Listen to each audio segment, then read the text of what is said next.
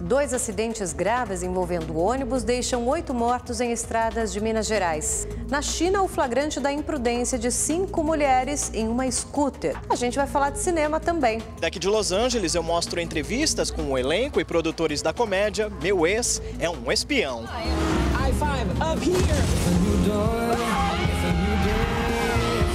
Eu sou Érica Reis e esse é o nosso Leitura Dinâmica. Fique bem informado, fique comigo.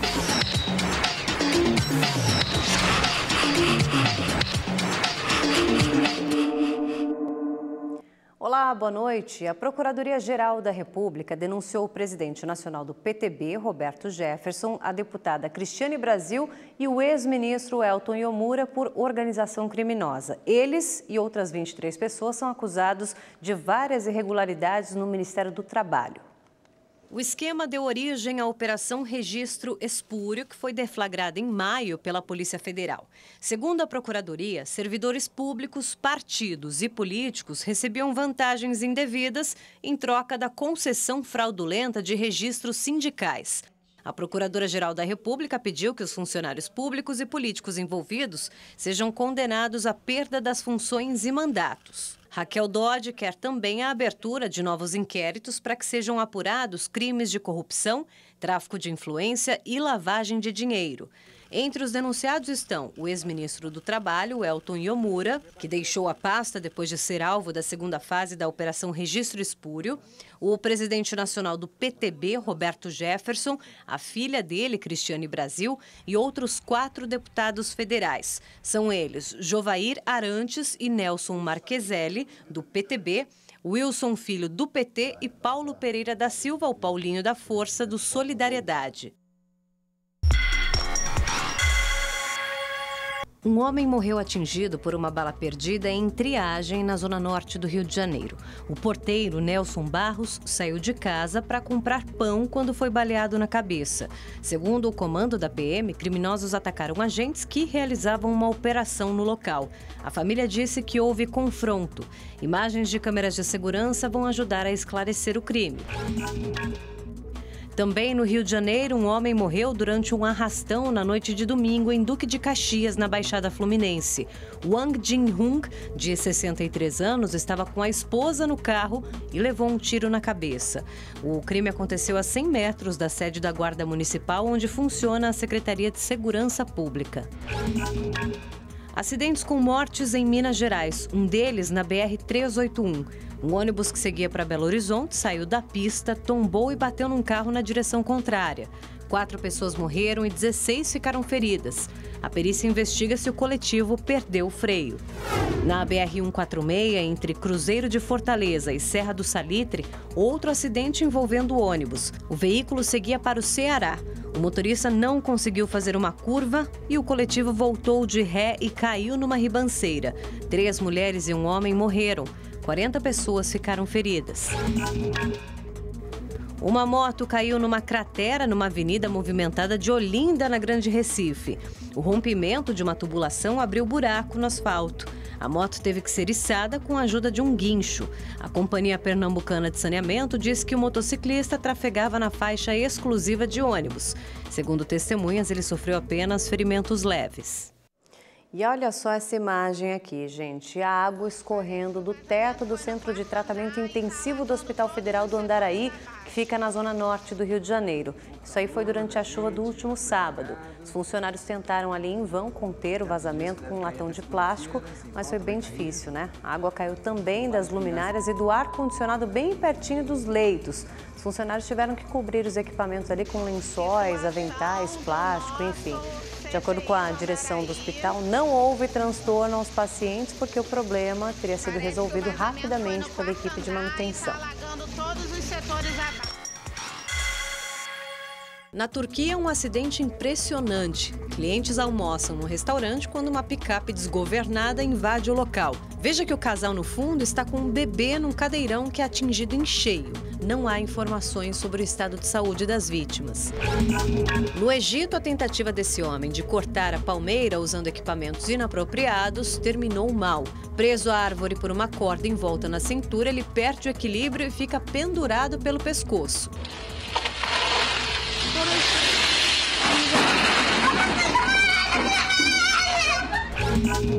Na China, 2 flagrantes. Nessa imagem, um motorista segue por uma avenida de mão única quando, de repente, com o impacto, o piloto da scooter é lançado ao chão e fica desacordado. Não há informações sobre a gravidade dos ferimentos.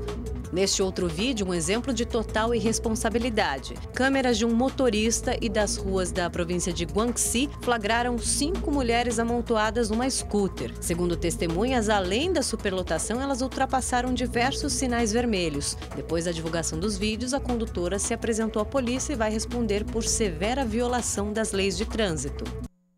E olha, numa praia da Espanha, banhistas foram surpreendidos por um bote com dezenas de imigrantes. O momento foi registrado por turistas. A embarcação chegou a La Barrosa, em Chiclana de la Frontera, no sul do país, durante a tarde. A maioria dos refugiados parecia ser menor de idade. Ao chegar próximo da areia, o grupo saltou rapidamente do bote e correu para uma parede de rochas. Alguns homens foram levados para hotéis, onde receberam assistência humanitária. 2 acabaram presos. A nacionalidade dos refugiados não foi divulgada. As novas sanções dos Estados Unidos contra a Rússia entraram em vigor. As medidas incluem a interrupção da ajuda estrangeira, a proibição da venda de artigos ou serviços relacionados à defesa e segurança, além do fim de qualquer crédito ou apoio para exportações. Washington adotou as restrições por acreditar que Moscou é responsável pelo envenenamento do ex-espião Sergei Skripal com o agente neurotóxico Novichok em Salisbury, no Reino Unido. 6 crianças e 2 adultos morreram num incêndio em 2 prédios residenciais do bairro hispânico de La Vita, em Chicago, nos Estados Unidos. A maioria das vítimas estava dormindo quando o fogo começou em um apartamento do 3º andar. Outros 2 jovens estão internados em estado grave. Um holandês foi preso na Espanha por um crime que teria cometido há 20 anos. Isso foi possível depois da maior operação de coleta de DNA da história da Holanda. Jos Brecht, de 55 anos, era chefe de escoteiros e principal suspeito da morte do estudante Nick Verstappen. O garoto de 11 anos foi encontrado morto em 1998, um dia depois de desaparecer num acampamento. A única pista do assassino era uma amostra de DNA encontrada na roupa da vítima. Polícia identificou o atirador que matou 2 pessoas, feriu 11 e se matou em seguida durante um torneio de videogame em Jacksonville, na Flórida. David Katz, de 24 anos, era vencedor da edição retrasada desse mesmo torneio e tinha sido internado em 2 vezes já numa clínica psiquiátrica por transtornos psicóticos. O torneio oficial da Liga Nacional de Futebol Americano era transmitido ao vivo por uma TV local no momento do ataque. O tiroteio também foi registrado por jogadores. Testemunhas contaram que o competidor fez os disparos depois de ser eliminado de uma etapa classificatória. Os vencedores da competição iriam para as finais em Las Vegas em busca de um prêmio de $165 mil. A polícia avaliou imagens de câmeras de segurança que ainda não foram divulgadas e confirmou que David Katz carregou 2 armas compradas legalmente de um revendedor autorizado, mas usou apenas uma. Agentes revistaram a casa onde ele morava, no sul de Baltimore, em busca de algo para determinar as motivações do ataque. O documento de divórcio dos pais de Katz, de 2007, cita 2 internações do jovem em clínicas psiquiátricas quando adolescente, além de prescrições de medicamentos antipsicóticos e antidepressivos.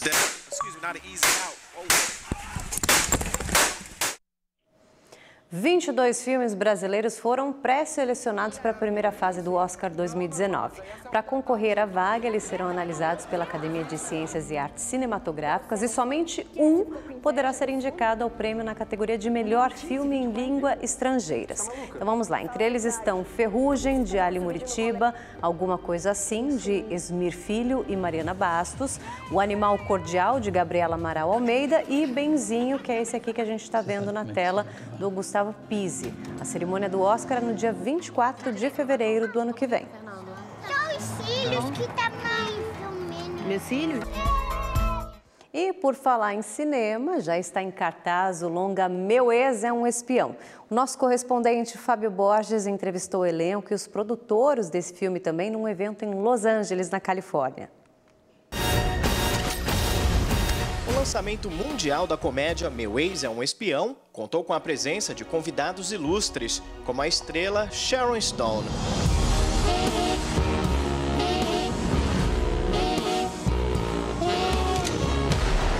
No filme, o destaque é a atriz Mila Kunis. A trama começa quando a personagem dela leva um fora do namorado. Para piorar a situação, o cara revela ser um agente da CIA, procurado por assassinos profissionais. A jovem, então, é envolvida num complô internacional junto com a melhor amiga. Elas precisam fugir de espiões que buscam informações e querem matá-las.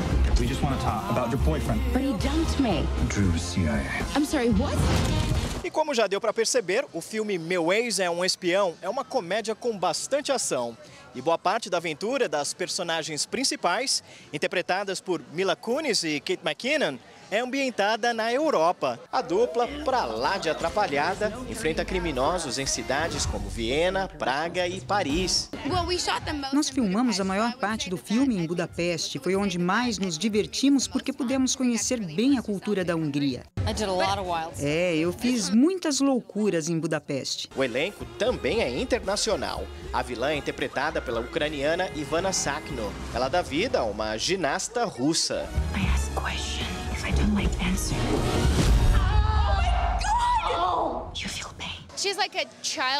Minha personagem é como se fosse a filha de vilões como o Coringa e a Arlequina. Ela é uma psicopata e assassina. Meu Ex é um Espião é um filme que destaca o poder das mulheres. O longa foi escrito e dirigido por Susanna Fogel.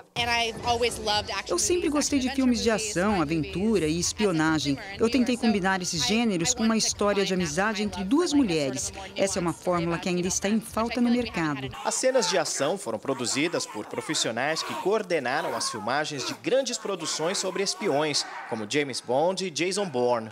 Desta vez, coube ao ator Sam Huham mostrar habilidade nas gravações. Esse é um filme perfeito, porque tem muita ação e tem no elenco duas das melhores comediantes do cinema. Você não vai se arrepender de viajar ao lado dessa dupla.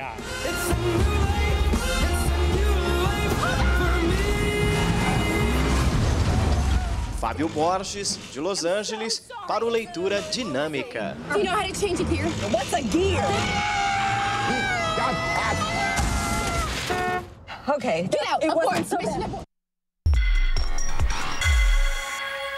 Tarja Turunen, ex-vocalista da banda Nightwish, está em turnê pelo Brasil. O que mais chamou a atenção no show desse fim de semana foi o cover que ela resolveu fazer. Com a ajuda do público, a finlandesa cantou Lanterna dos Afogados, um clássico do Paralamas do Sucesso. Ela precisou ali de uma colinha, mas o resultado ficou bem legal.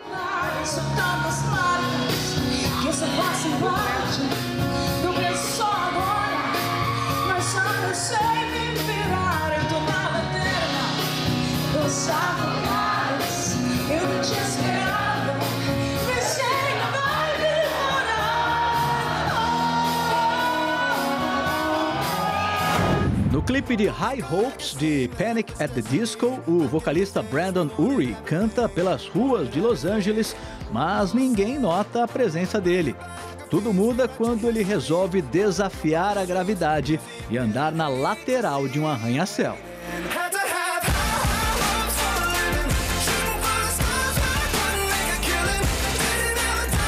A música faz parte do álbum Pray for the Wicked, lançado em junho deste ano.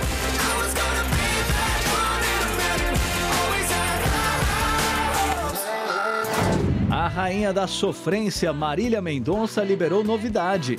Ciumeira conta a história de uma mulher que sente ciúmes e deseja ser mais do que apenas amante de um rapaz. Esse é o primeiro single do novo álbum Novos Cantos. O vídeo foi gravado no Pará. A verdade é que amante não quer ser amante, é uma ciumeira atrás da outra.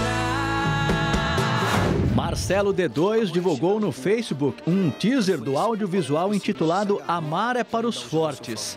Com uma mistura de entrevistas e música, o vídeo conta a história de Sinistro, interpretado pelo filho do Marcelo. O álbum, que será lançado na próxima sexta-feira, tem participação especial de Seu Jorge, Marisa Monte e Gilberto Gil.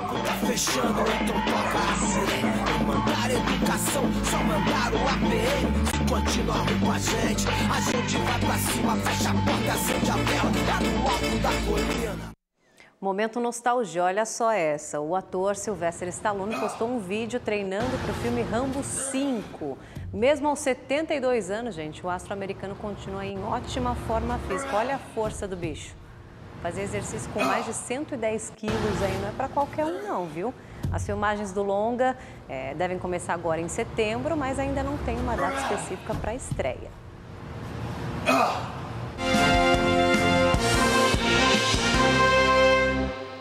Veja agora como foi o dia dos candidatos à presidência da República em campanha eleitoral pelo país.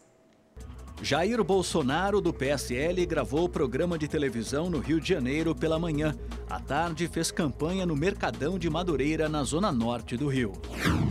A candidata Marina Silva, da Rede, esteve na Educafro, no centro de São Paulo. Ela propôs a criação de um plano nacional de combate à desigualdade racial e a manutenção das cotas raciais. Geraldo Alckmin, do PSDB, participou de uma homenagem ao jornalista Otávio Frias Filho e, à tarde, visitou o Centro de Atendimento ao Autista em Pelotas, no Rio Grande do Sul. O candidato Álvaro Dias, do Podemos, participou de sabatina em São Paulo, onde respondeu perguntas dos jornalistas da plateia e falou sobre propostas de reforma política, previdenciária e tributária. E tem mais, vamos ver o dia dos demais candidatos. Guilherme Boulos, do PSOL, fez caminhada e participou de palestras em Santos, no litoral de São Paulo. O candidato Henrique Meirelles, do MDB, participou de entrevista em Brasília com profissionais de jornalismo. Vera Lúcia, do PSTU, gravou entrevista na sede do Diretório Nacional do partido, em São Paulo. O candidato João Goulart Filho, do PPL, fez campanha na Federação Nacional dos Policiais Federais, em Brasília. José Maria Emael, do DC, teve reunião com equipe de campanha e gravou material para as redes sociais. Os candidatos Ciro Gomes, do PDT, e João Amoedo, do Novo, não tiveram agenda pública nesta segunda-feira. Cabo Daciolo, do Patriota, permanece em oração no Monte durante a semana. O Supremo Tribunal Federal vai voltar a analisar a liberdade de Lula na segunda semana de setembro. O ministro Edson Fachin liberou nesta segunda-feira para o plenário o julgamento de um recurso que foi impetrado pela defesa do ex-presidente. Essa análise deve ser feita pelos demais ministros de forma virtual entre os dias 7 e 13 de setembro. Suspenso pelo terceiro cartão amarelo, Everton, atacante do São Paulo, já não enfrentaria o Fluminense domingo no Morumbi. Só que o jogador deve desfalcar o tricolor nas outras duas rodadas contra Atlético Mineiro e Bahia. Camisa 22 deixou o jogo contra o Ceará com problemas na coxa esquerda e exames realizados já detectaram um estiramento no local. Tite convocou Richarlison, atacante do Everton, para 2 amistosos da seleção contra Estados Unidos e El Salvador nos dias 7 e 11 de setembro. Ele substitui Pedro, do Fluminense, cortado por conta de uma lesão no joelho direito. Hoje recebi o chamado mais importante da minha carreira, voltei a honra de vestir a camisa da nossa seleção e também queria deixar o meu apoio ao meu irmão Pedro, que infelizmente teve essa lesão aí, e espero em breve encontrar ele na seleção. Bom, e na França um garotinho deu show, viu? Olha aqui, ó. Ele deu o pontapé inicial ali na partida do Olympique de Marselha contra o Rennes, mas acabou se empolgando um pouquinho com a oportunidade. E aí, primeiro ele arrancou em direção à área ali, marcou o gol para completar. Olha só o que ele aprontou na hora da comemoração, gente. Tirou a camiseta, fez pose ali. A torcida, claro, gostou, né? Achei engraçadinho.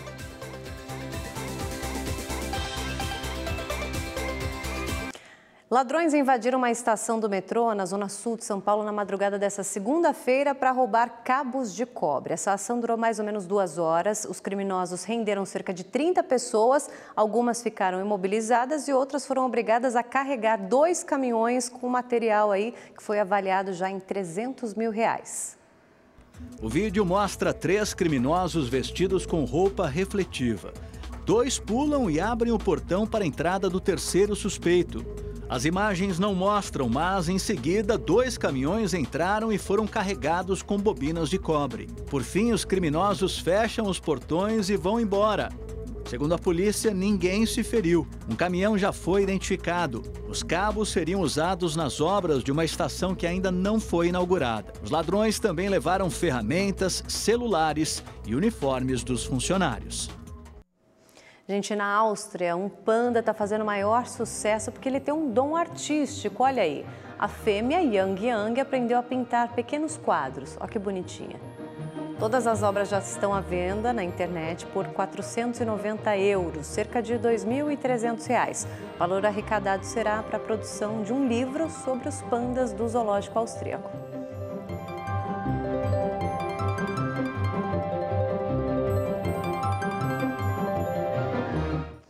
A história dos jovens que sequestraram e mataram um garoto em Chicago em 1924 inspirou várias obras no cinema e no teatro. O espetáculo Off-Broadway foi encenado em vários países e agora chega ao Brasil com o título Pacto, a história de Leopold e Loeb.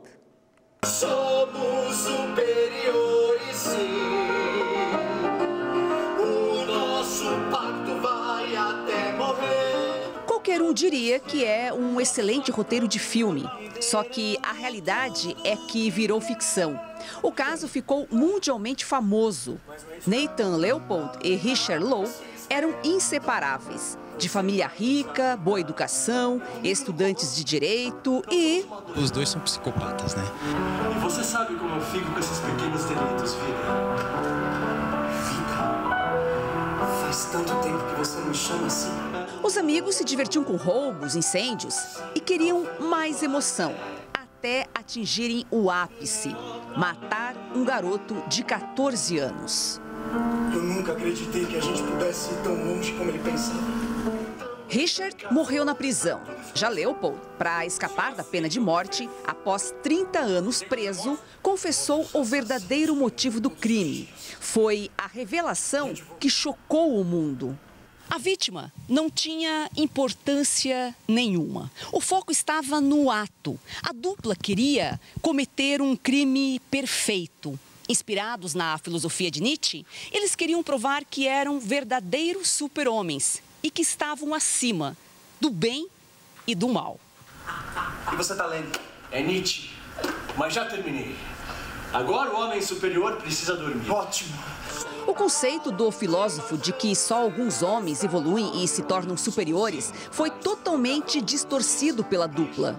Na época do julgamento, eles ficaram 3 meses sendo estudados e acabaram descobrindo que o Nathan, por exemplo, ele foi abusado pela governanta com 9 anos de idade. A família do Richard era muito ausente. Então, várias coisas contribuíram para que eles deturpassem a teoria de Nietzsche. Richard planejava e Leopold, cego de paixão, fazia tudo o que o companheiro mandava. Chegou a hora de casinho enquanto temos tempo. Eu acho que por trás de toda essa autoafirmação existia uma questão de inferioridade, né? Os dois eram muito carentes de amor paternal, eles não tinham uma família que era presente na educação dos dois e tem a questão química mesmo da psicopatia. Ótimo! Agora vem a melhor parte. Pra que uma faca? Nós temos que assinar com sangue. Por quê? Virou bruxo agora? Porque eu tô mandando.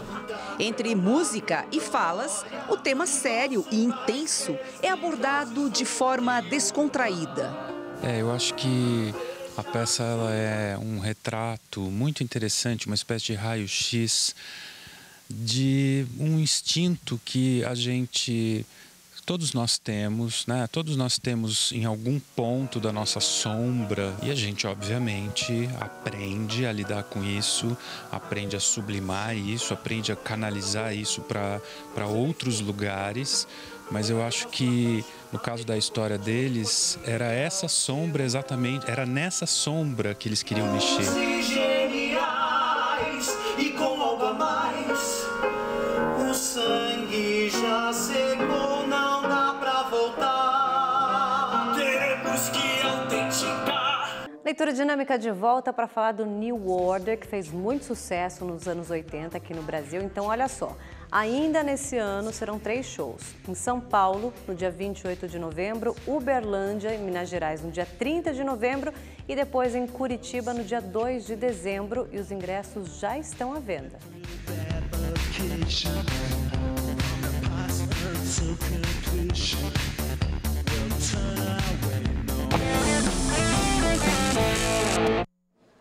E para terminar com música, a banda Death Virginia de São Paulo encerra a leitura de hoje. A canção se chama 1, 2, 3. Então, se você é músico, faça como Virginia. Mande aqui seu clipe pra gente, entra lá no nosso site, faça inscrição, é super rapidinho.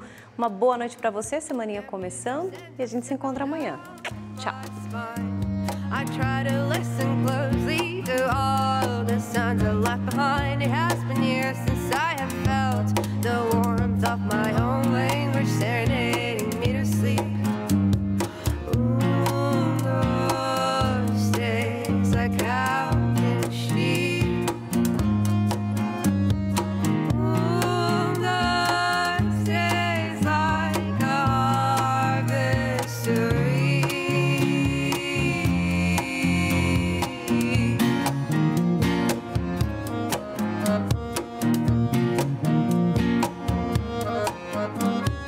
When I hear you, I am home. Pra você guardei o meu amor.